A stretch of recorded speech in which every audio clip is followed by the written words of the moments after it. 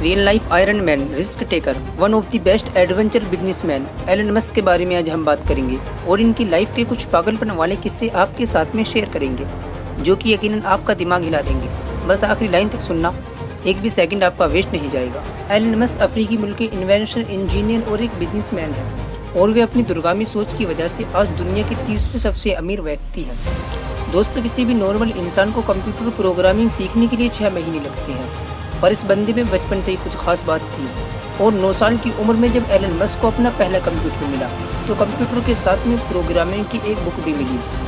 इस 9 साल के बच्चे ने बिना सोए इस बुक को सिर्फ 3 दिन में ही ख़त्म कर दिया और इस प्रोग्रामिंग नॉलेज का यूज़ करके 12 साल की उम्र में एक कंप्यूटर गेम ब्लास्टर डिज़ाइन करके एक वीडियो गेम कंपनी को बेच भी दिया।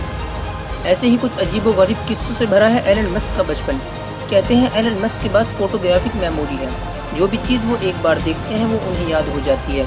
ये बात तो आपने सुनी ही होगी, एलन को स्कूल में काफ़ी बुली किया जाता था, जिसकी वजह से इनके स्कूल में कोई भी दोस्त नहीं था और ये ज़्यादातर वक्त अपना पढ़ाई में ही देते थे। एलन के भाई बताते हैं कि वो 7-8 साल की उम्र से ही दिन के 15-15 घंटे पढ़ते थे। अभी ये आपको थोड़ा फनी लगेगा, बट ये एक एक्चुअल स्टोरी है।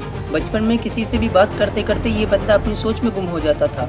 इसकी वजह से शुरुआत में एलन के पेरेंट्स को लगा कि वो ठीक से सुन नहीं पा रहे हैं और इसीलिए इनके कान का ऑपरेशन भी कराया गया, बट ऑपरेशन के बाद भी कुछ फ़र्क नहीं पड़ा। और फिर उनको पता चला कि उनका फोकस लेवल इतना ज़्यादा है कि जब वे सोच रहे होते हैं तो उन्हें आसपास की आवाज़ें तक सुनाई नहीं जाती। वैसे तो एलन मस्क बचपन से ही बिजनेस माइंडेड थे, वरना कौन सा 12 साल का बच्चा खुद का प्रोडक्ट बनाकर कंपनी को बेचना चाहता है। 17 साल की उम्र में एलन पेंसिल्वेनिया यूनिवर्सिटी में एडमिशन लेकर कनाडा शिफ्ट हो गए। कॉलेज खत्म हो जाने के बाद 1994 में इन्होंने अपने भाई किम्बल के साथ मिलकर अपना पहला स्टार्टअप जिप्टो लॉन्च कर दिया।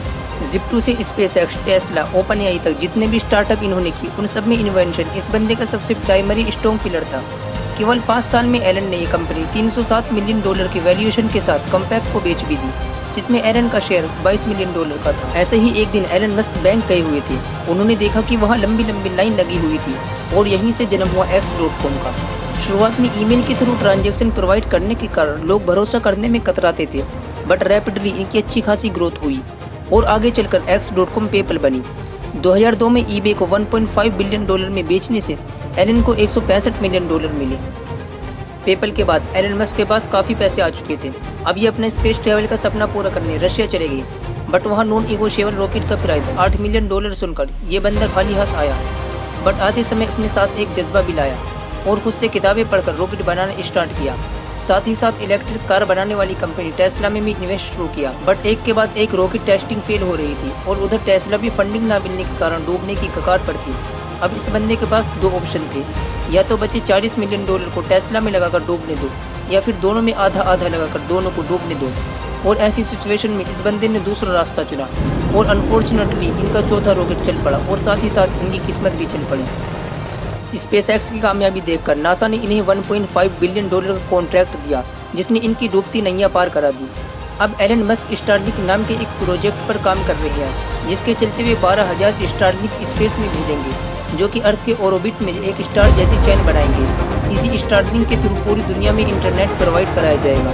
दोस्तों, जहाँ पर किसी भी एक नॉर्मल बंदे की सोच खत्म हो जाती है, वहाँ पर इस बंदे की सोच शुरू होती है और यही बात इन्हें एलन मस्क से एलन मस्क बनाती है। एलन मस्क का कहना है कि वे 2030 तक मंगल ग्रह पर इंसानों को बसाने की पूरी तैयारी में हैं।